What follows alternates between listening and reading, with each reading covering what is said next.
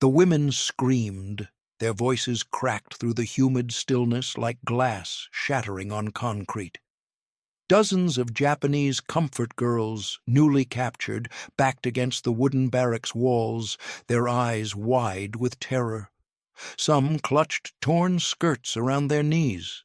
Others trembled barefoot, backs pressed together in a wall of dread. They had seen what soldiers could do. They had been trained for obedience, not safety. When the American guards gestured toward the bathing area, pointing at the showers, many thought they understood the unspoken order. "Don't make us undress," one cried in broken English, arms crossed over her chest. The GI froze, startled. He glanced at his companion, then back at the women, confusion flashing across his face. "No," he said softly, raising both hands. "Not like that." What happened next would challenge everything the women had been told about surrender, shame, and the enemy they feared more than death. The Americans weren't preparing to strip them of dignity. They were about to return it. The jungle had fallen silent. Only the distant thump of boots and the occasional bark of orders broke the humidity. Huddled behind the ruins of a medical outpost, the women waited, 30 of them, barefoot, bruised, clutching torn clothing around thin frames. A haze of smoke drifted in from where their last station had been torched. When the American soldiers came into view, rifles slung across their backs, the comfort girls didn't cry out. They simply sank to their knees. Some buried their faces in the dirt. Others shut their eyes and waited for the inevitable. But nothing came. No shouts, no blows. One soldier crouched, set his weapon aside, and extended a tin cup of water to the youngest girl in the group. She didn't move. He gestured again. Slowly, trembling, she reached for it. He nodded once, then stood and stepped back. It made no sense. These women had been taught one story from the very beginning, that capture meant worse than death. Not just in whispers, but in official training, in oaths shouted beneath the rising sun. The code of Bushido had trickled down through every corner of the empire: honor, sacrifice, silence. A soldier who surrendered dishonored her family. A woman who allowed herself to be captured was no longer a woman. She was a stain. Their commanding officers had warned them in harsh tones: "If the Americans take you, they will humiliate you until your soul begs for death." One girl had carried a vial of poison in her blouse for months. When the soldiers emerged from the trees, she fumbled for it. Another held a rusted hairpin, ready to stab herself in the throat. That was the plan. That had always been the plan. And yet, here they still were. The soldiers ordered them to stand, but not with violence, only with firm, clear gestures. Some girls rose on instinct, eyes wide with disbelief. They were ushered toward a makeshift truck convoy, handed blankets, water, even crackers sealed in wax paper. One American, young, sunburnt, sweat-soaking his collar, looked at a girl's blistered feet and removed his own socks. He knelt and wrapped them around her toes. She flinched, expecting pain. Instead, she got cotton. They didn't understand. They couldn't. For years, these women had been seen as tools by their own army, their own nation. Their bodies had been government-issued offerings to the war machine, and now the enemy, the monster in the Pacific fog, was showing them more care than any officer ever had. One girl, barely 18, couldn't stop shaking, not because she was cold, but because the fear had nowhere to go. They were transported in silence. Some of the men tried to speak, but the words didn't land. Still, the tone did. It wasn't angry. It wasn't lustful. It was something far more confusing. Polite. That night, as the convoy pulled into a temporary camp, the girls were separated from the soldiers by canvas partitions. No cages, no chains, just space. One by one they were shown to cots with thin mattresses. An American nurse brought a bowl of soup to a woman who couldn't stop crying. The woman didn't eat. She simply stared into the broth like it was an illusion. A few hours later, she drank it cold.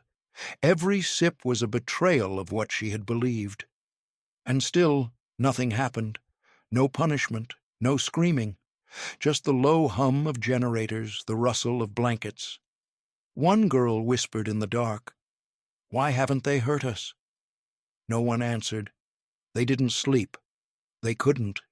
In their world, there had never been safety without a price. The confusion was its own kind of torment. One girl rose, crept to the edge of the tent, and peered out. A guard stood near the fence, not watching her, but looking up at the moon, humming a quiet tune she didn't recognize. He caught her gaze and tipped his cap. She fled back inside, her breath catching in her throat. It was the first time she had met the eyes of an enemy and seen nothing but indifference. The next morning they were given fresh clothes, plain cotton shifts, folded neatly. Some girls refused to touch them. Others dressed slowly, waiting for the trap. None came. It wasn't paradise. It was confusion. And for women who had been trained to believe that surrender was annihilation, confusion was worse than pain. It was the first crack in a belief system that had been tattooed into their bones. One American act of restraint, one moment of respect, had done what months of war could not. It made them begin to wonder, if this was the enemy, then what did that make the people who had sent them here? And that question, soft and unspoken, would only grow louder in the days to come. The next day, just after dawn, they were told to line up outside a tent marked with a faded red cross. The air was damp with the scent of wet leaves and diesel. A gust of wind blew through the rows of canvas, lifting flaps and stirring the tension that hung over the women like fog. Some clutched their blankets tightly around their shoulders. Others stood rigid, motionless. No one spoke. One of the Americans, a young corporal with a soft southern drawl, stepped forward and gestured gently toward the entrance. His voice was calm, his body language unthreatening. Still, the girls didn't move. They had seen this scene before, in rumors, in whispered warnings back in the brothels. First they separate you, then they strip you, then the real torment begins. "Inside," he said again, more firmly now, but not unkind. That was when a woman near the front shouted, her voice high and cracking, "Don't make us undress." The words sliced through the air, raw and desperate. A murmur rose from the line as others echoed her fear. Some began backing away, while a few fell to their knees, heads bowed in preemptive shame. They expected leering, laughter, violence. They expected to be paraded like meat, but the Americans didn't move. The corporal looked stunned. He raised both hands in front of him and took a single step back, as though trying to appear smaller. "No," he said softly. "No. Just wash. That's all." Another soldier entered the tent and returned a moment later with a stack of white towels and a large bar of soap wrapped in wax paper. He held them out, palms up. The scent drifted on the breeze, clean, floral, unfamiliar. One of the women gasped. Soap, real soap, not the gray lye blocks used back in the outposts, not the harsh powder they'd been forced to rub into their skin until it burned. The first woman stepped forward hesitantly, as though walking into a trap. She took the towel, then the soap, her eyes never leaving the soldier's face. When nothing happened, no grabbing, no taunting, she entered the tent. The flap closed behind her. Inside, warm water hissed from overhead pipes. A nurse, not a soldier, pointed to the stall, then stepped aside without a word. The woman stood frozen for a long time, soap cradled in her hand like a forbidden treasure. Slowly, carefully, she stepped beneath the stream. The water hit her skin like memory. It was warm. She began to cry. One by one, the others followed. Some entered with shaking legs, others with defiant scowls. But none were touched. None were mocked. They were given time, space. Clean garments folded neatly on a bench by the exit. It was not what they had expected. It was not what they had been promised. When they emerged, hair wet, skin pink from scrubbing, they barely recognized one another. The grime was gone. The lice gone. The stench of fear, of unwashed years, of captivity, they had left it on the floor of that shower. For some, it felt like being born again. For others, it was even worse than humiliation, because it meant the enemy had the power to restore what their own people had taken. Back in the barracks, wrapped in fresh clothes, a silence settled among them. Not the silence of terror. Not yet. But something far more complicated, the silence of women who had been given back their humanity and didn't know what to do with it. One girl stared at her hands for a long time. They looked different now, pink and clean, the nails no longer blackened. She rubbed her fingers together as if trying to remember what her skin used to feel like before it became a commodity. Another woman found herself brushing her hair with her fingers, marveling at how it no longer knotted. Dignity had always been an abstract idea, something talked about by men, written in war oaths, demanded of them without ever being given. Now it had a texture. It smelled like lavender soap. It sounded like hot water on tile. And that was the most destabilizing thing of all. Because if the enemy could offer you dignity, what did that make your own country's silence? No one said it aloud. Not yet, but the seed had been planted. And it was clean. Long before the showers, before the camp, before the baffling sight of Americans handing out towels and bread, there had been the trains. Girls packed into boxcars, knees pressed to chests, arms wrapped around trembling stomachs. They did not know where they were going, only that their fathers had been told they would be working in factories to support the war effort. Patriotic labor, the officials had called it, an honor. Some were told they'd be nurses, others that they'd serve tea in officers' clubs.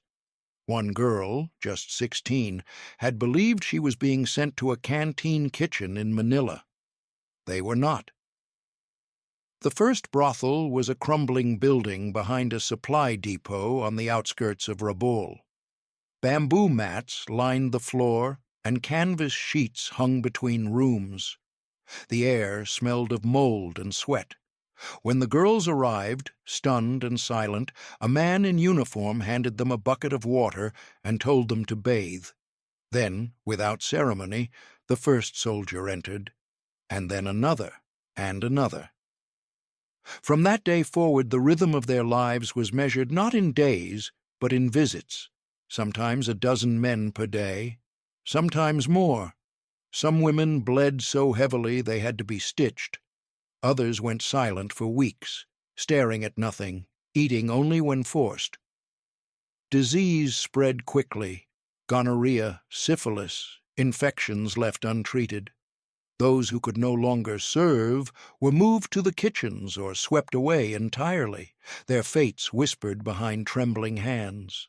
The food was thin rice, usually cold, sometimes stretched with seaweed or potato skins.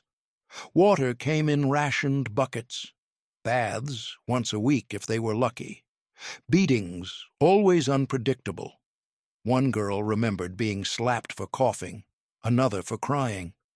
One had refused a visitor and had been left outside, tied to a pole for an entire night.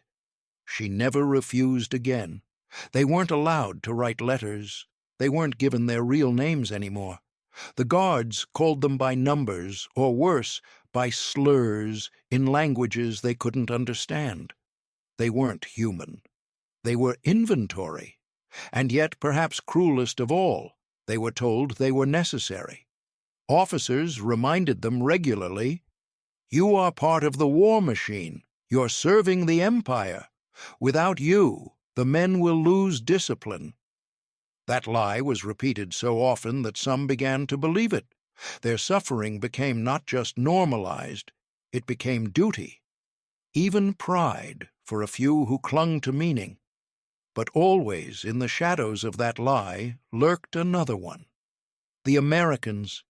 The girls were shown posters, cartoons of snarling GIs dragging women by their hair. They were told that surrender to an American meant gang rape, that Americans laughed while burning Japanese prisoners alive, that if they were ever caught, they'd be paraded naked, beaten until their bones broke, and left to die in a ditch. So they held on to that fear like a rope in a storm. It gave their pain shape. It made their lives tolerable, because at least they weren't in American hands. At least, they told themselves, the devil they knew had rules. And then, months later, after bombs, after screams, after everything crumbled, they were captured. And instead of fists, they were given water. Instead of chains, a cot. Instead of degradation, soap. That was the dissonance that now hummed like a live wire beneath every breath they took in the American camp, because nothing they had been taught could explain kindness, and everything they had endured demanded they distrust it. The smell hit them first, warm, oily, rich, like something from a childhood dream they were never allowed to finish. It drifted across the camp yard as the women were led in a line toward a long, low wooden building. They had passed this structure before, but today the doors were open, and inside steam curled upward from metal trays, fogging the windows. Something crackled on griddles. Somewhere a kettle hissed. One woman whispered, "Meat." Another clutched her stomach, unsure if it was hunger or fear making it tighten. When the guards motioned them inside, no one moved. Then, slowly, cautiously, they shuffled forward, shoes scraping against wooden floors, eyes flicking to corners, waiting for the trick. They were handed trays, not slapped or shoved, tin plates, forks, a cup. At the end of the line, an American soldier in a white apron spooned mashed potatoes beside a slice of bread. Real, thick bread, not the damp barley sponge from their barracks. And beside it, something yellow glistened in a small curl. Butter. The girl who received it stood frozen. Her hands shook.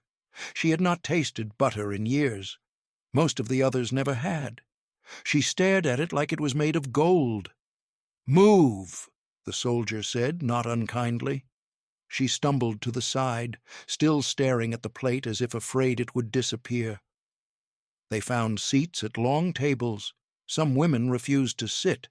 Others crouched, plates held on their laps, like war dogs guarding bone. The cafeteria, bright and warm, buzzed with the quiet shuffle of feet, the distant clink of metal. And then the first fork lifted. Someone took a bite.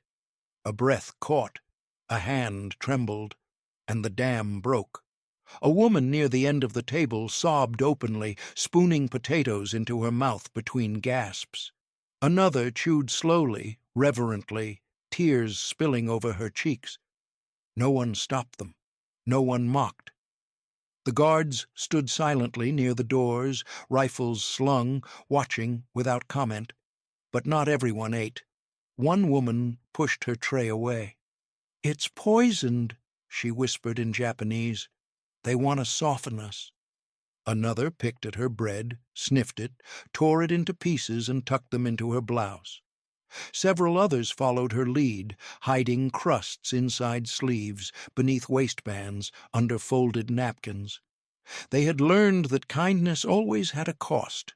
Food, they believed, came before pain, and yet the pain didn't come. What did arrive, unexpected, absurd, was laughter. It started when a girl from Kyushu dipped her spoon into a strange brown paste. She sniffed it, touched it to her tongue. Her face twisted in betrayal. She gagged, spat it out, and stared accusingly at her plate. "What is this?" she gasped. An American soldier nearby grinned. "Peanut butter," he said. The word meant nothing, but the reaction sparked something. Another girl tasted it, shuddered, made a face. Someone snorted, then another.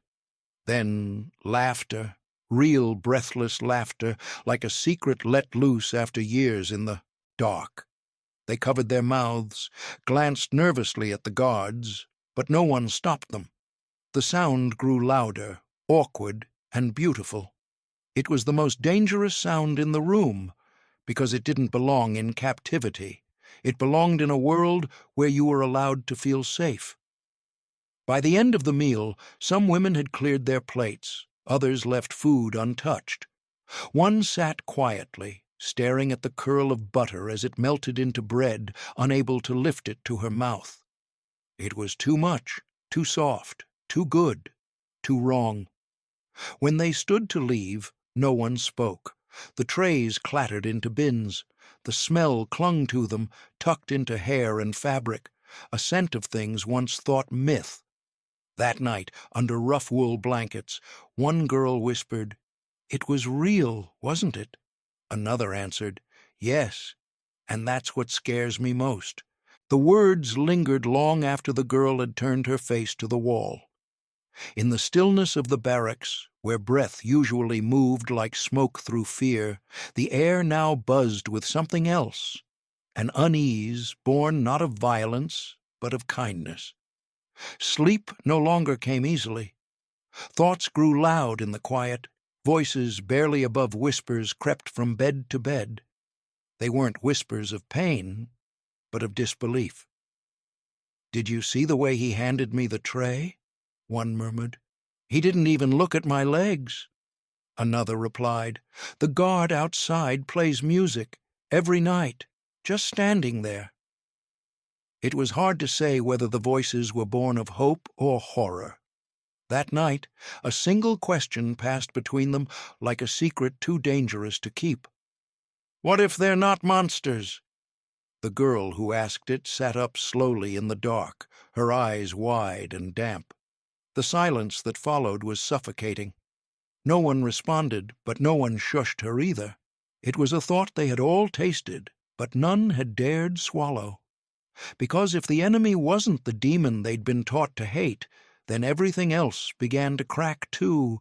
Every lie, every order, every night they had endured, believing it was in service of something greater than themselves.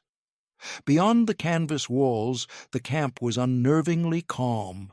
The sounds of the outside world, the gentle hum of the generator, the snap of wind against tent flaps, the murmur of foreign men talking softly, felt alien in their gentleness. Some nights a guard paced the perimeter while softly playing a harmonica. The slow, mournful tune floated across the grounds like a lullaby with no words. None of the women recognized the melody. One girl asked if it was a funeral song. Another said it sounded like the sea. But it wasn't the tune itself that unsettled them. It was the humanity of it.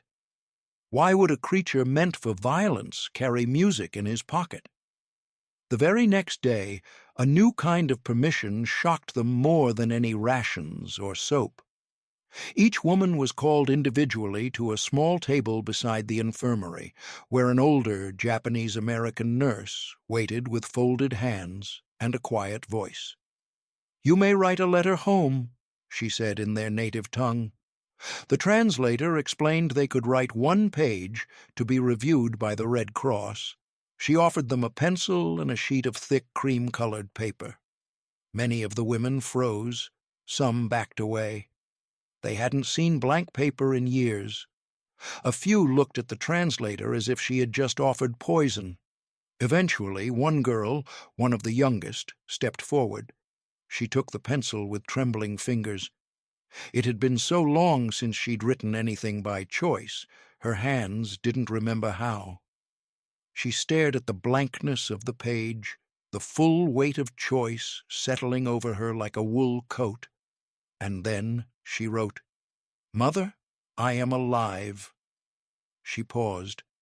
A single tear fell onto the paper, staining the word alive. She continued, writing slowly in crooked lines.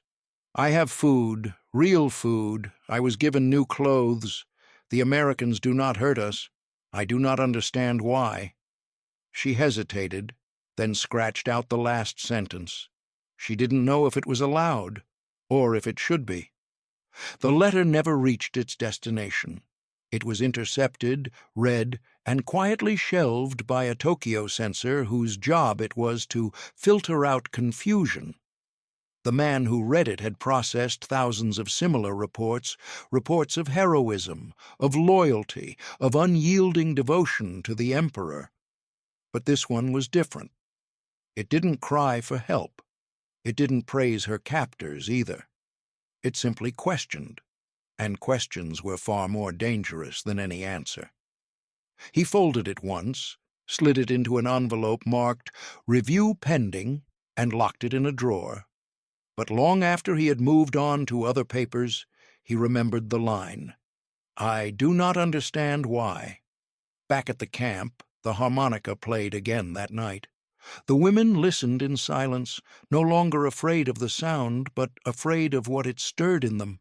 Not rage, not grief, but recognition. Because the music wasn't for show, it wasn't a tactic, it was just music. A soldier alone with his thoughts. A man, not a monster.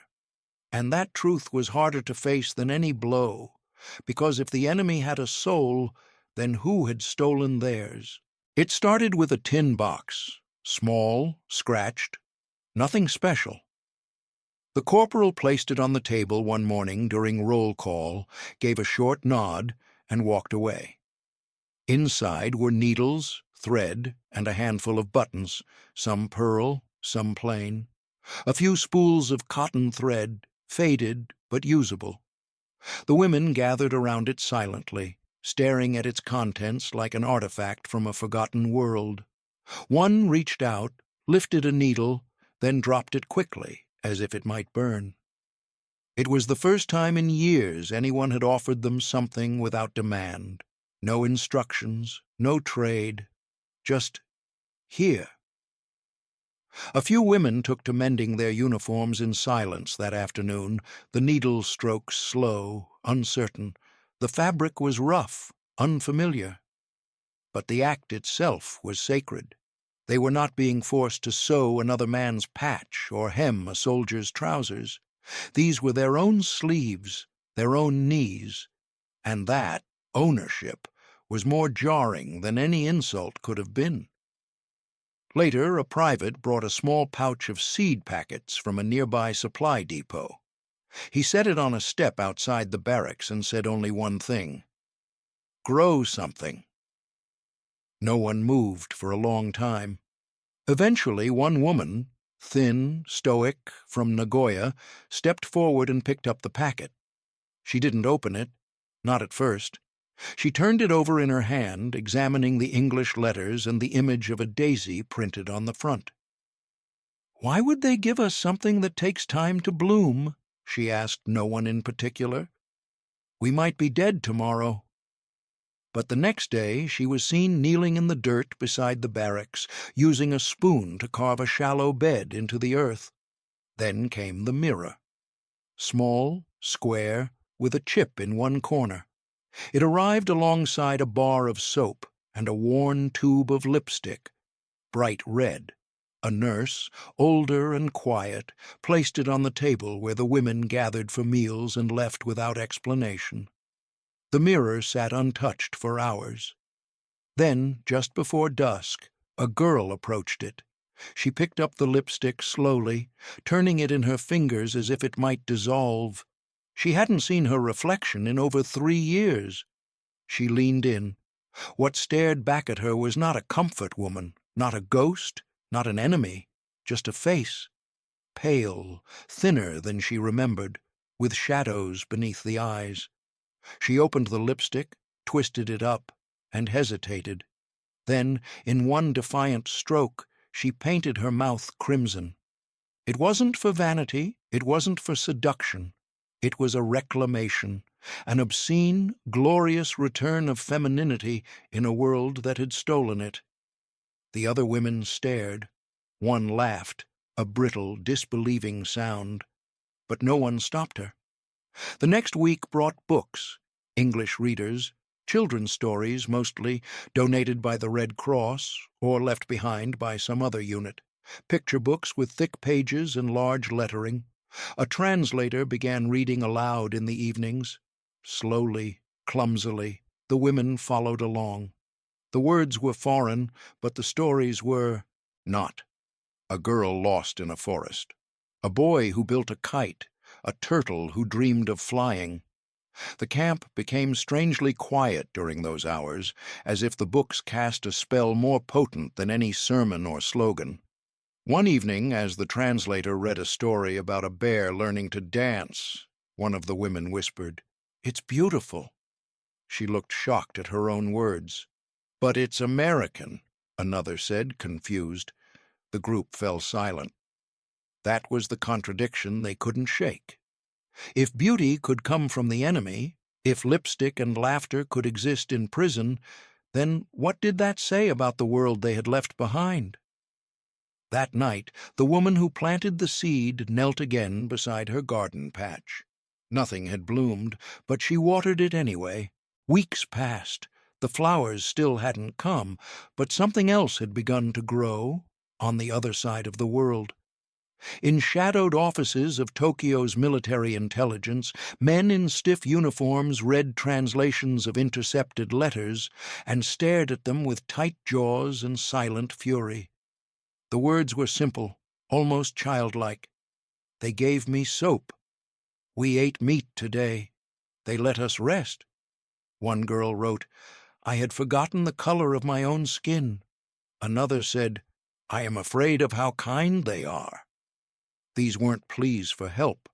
They were glimpses of dignity, and that made them dangerous. The letters were never delivered, of course.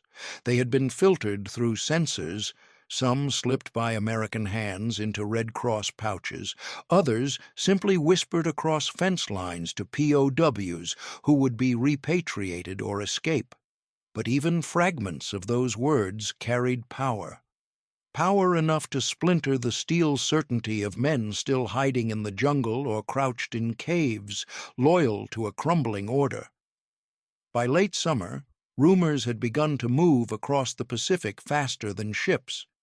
From the Philippines to Okinawa, stories reached Japanese soldiers in hiding. Wild, unbelievable stories. Prisoners being fed 3 times a day. Comfort women who had been captured and not killed. Some even claimed the Americans were giving them books and paper. To many, these tales sounded like enemy lies. Propaganda meant to coax surrender. But to others, especially those who had seen comrades die for nothing, they rang with something worse than truth: hope. Inside Imperial command centers, the officers didn't panic, but their silence grew longer, colder. The quiet that always followed when a general heard something he could not control. Because if these stories spread, then the war would become harder to fight. Not because the Americans had better weapons, but because they had something far more destabilizing: restraint, discipline, mercy. And mercy, in the wrong hands, was subversive.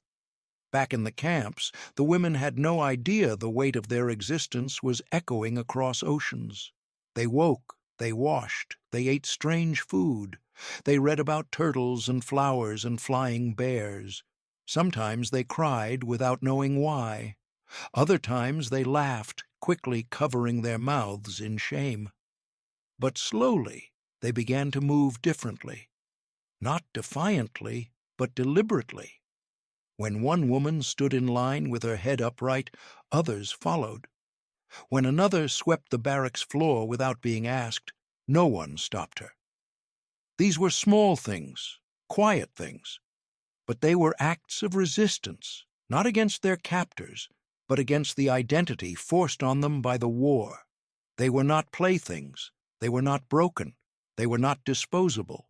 Every act of order, of grace, of choosing to live with some shred of intention became a rebellion against what they had been made to be. Even captivity, they realized, could hold its own kind of freedom. One woman, who had not spoken since capture, began humming as she folded her blanket each morning.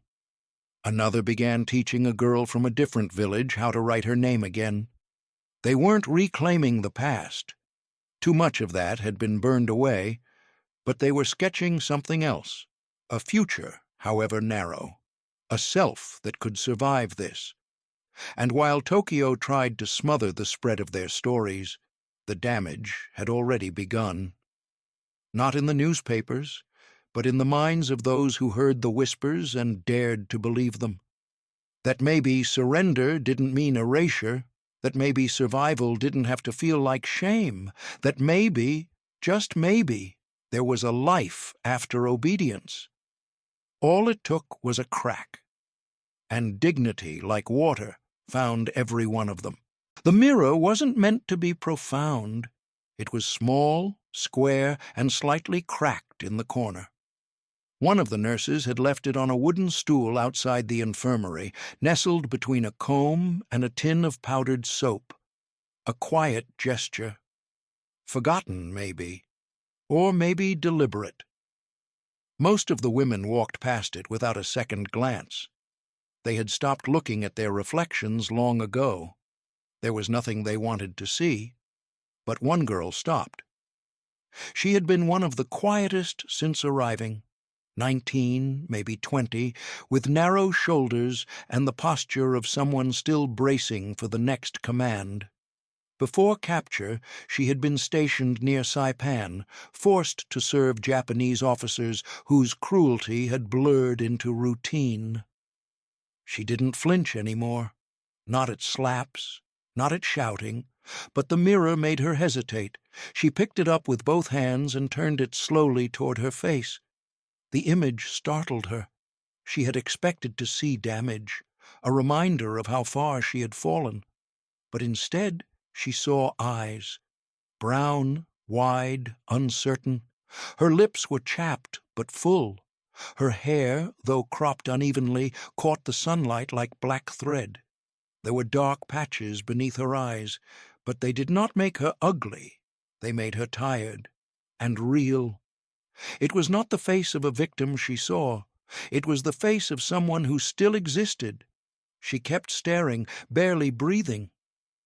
Then she whispered something to herself, as if afraid even the wind might hear it. "Maybe I matter." The words tasted like rust.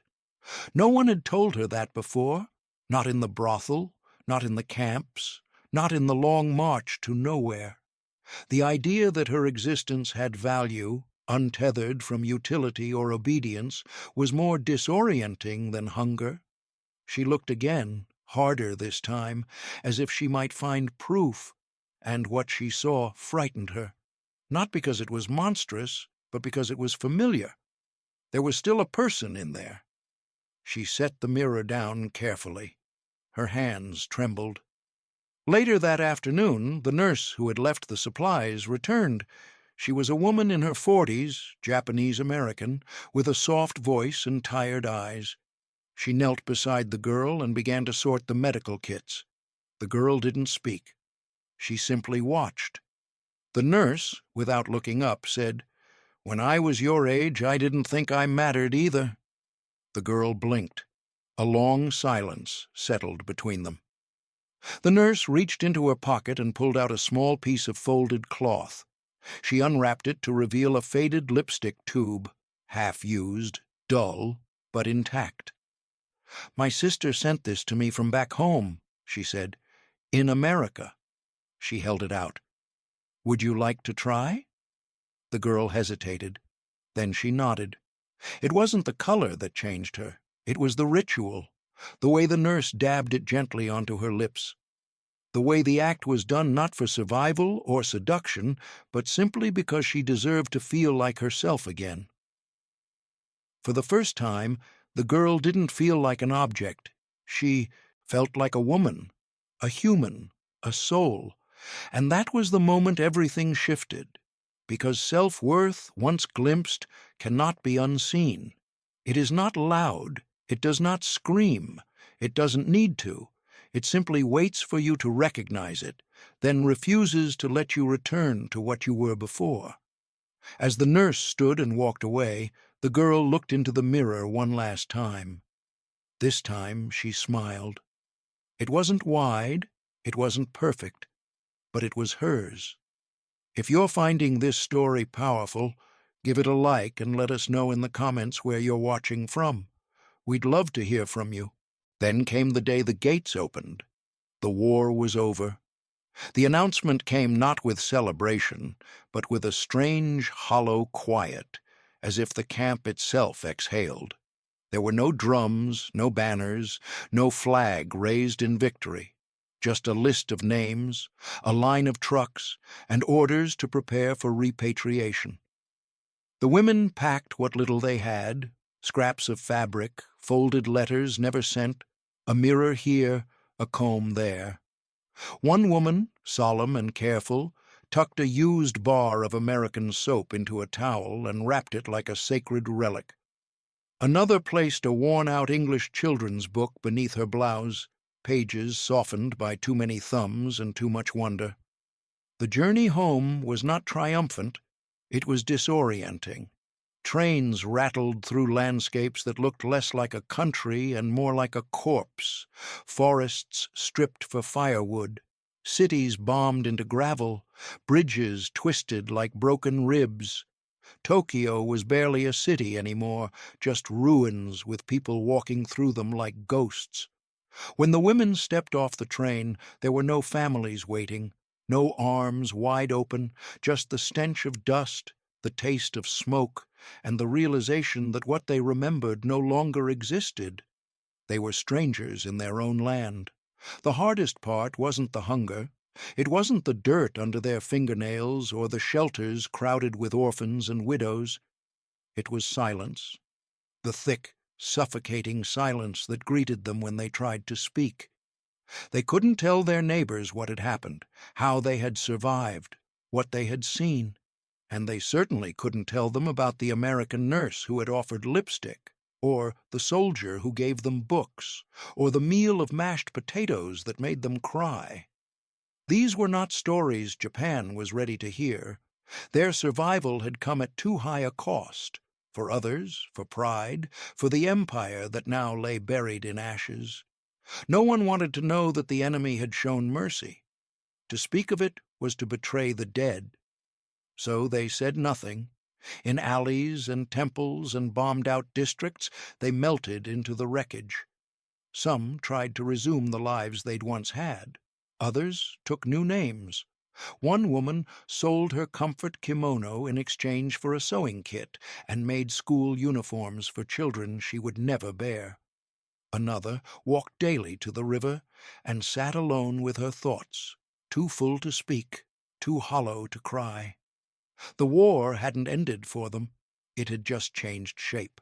Still, small traces remained, proofs of something no one else would understand. In a drawer beneath a floorboard, one kept the towel that once held the soap.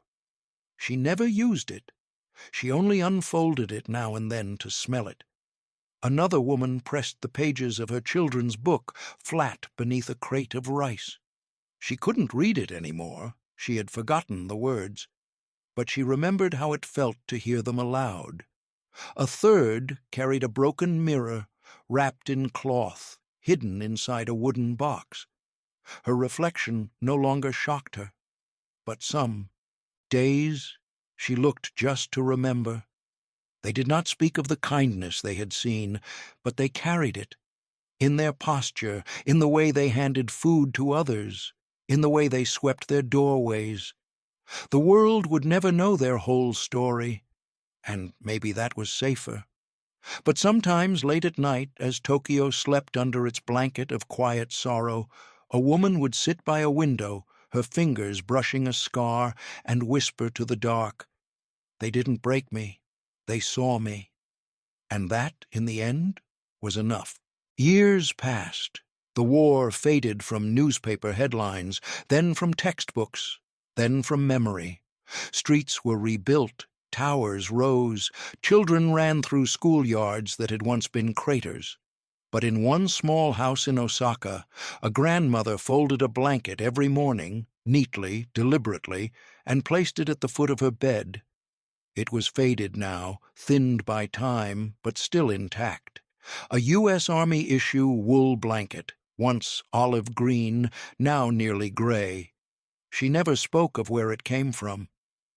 Until one day her granddaughter asked, "Grandmother, why do you still keep that old thing?" The old woman stared at it for a long time, then sat on the edge of the bed. Her hands, now lined and slow, brushed across the fabric. "Because," she said softly, "it was the first time someone gave me something without taking anything away." Then, after a pause, "The Americans didn't break me. They reminded me I was human." The child didn't understand, not fully, but she remembered the way her grandmother's voice cracked. And later, when she would ask again, years later, after school lessons failed to mention comfort stations or what happened to women during the war, she would begin to understand that what her grandmother had carried wasn't just cloth, but memory, not just warmth, but proof, because dignity, once given, lingers. The women who came home didn't write books. They didn't march in parades. They weren't honored with statues or speeches. Most never even spoke of what they endured because the silence wrapped tighter than barbed wire. To admit what had been done to them was to invite shame, but to admit that the enemy had been kind, that was unthinkable, so they stayed quiet. But in subtle ways they taught. A gentle hand brushing a child's cheek, a story half told at dusk, a moment at the market, choosing fresh bread over rice because it reminded them of something lost and kind. The real war, they knew, had never just been about borders or emperors. It had been a war between what people believed and what was true, between the lies that kept soldiers fighting and the small acts of mercy that made the lies collapse. One woman kept a mirror in a drawer her whole life. She never used it, but she never threw it away. Another woman, blind in one eye from a beating she never spoke of, still applied lipstick every morning, not for anyone else, just for herself. These were their battlegrounds now, their defiance, because being treated like a person, after years of being treated like flesh, does something permanent to the soul. It creates a wound, yes, but also a fire, something that flickers even in silence, especially in silence. When that granddaughter grew up, she became a teacher. On the anniversary of Japan's surrender, she would bring her students small folded paper cranes and tell them, "War does not end with surrender. It ends when truth is allowed to live." Some students would ask what that meant. She would just smile and say, "It's something my grandmother taught me." So the war did not end.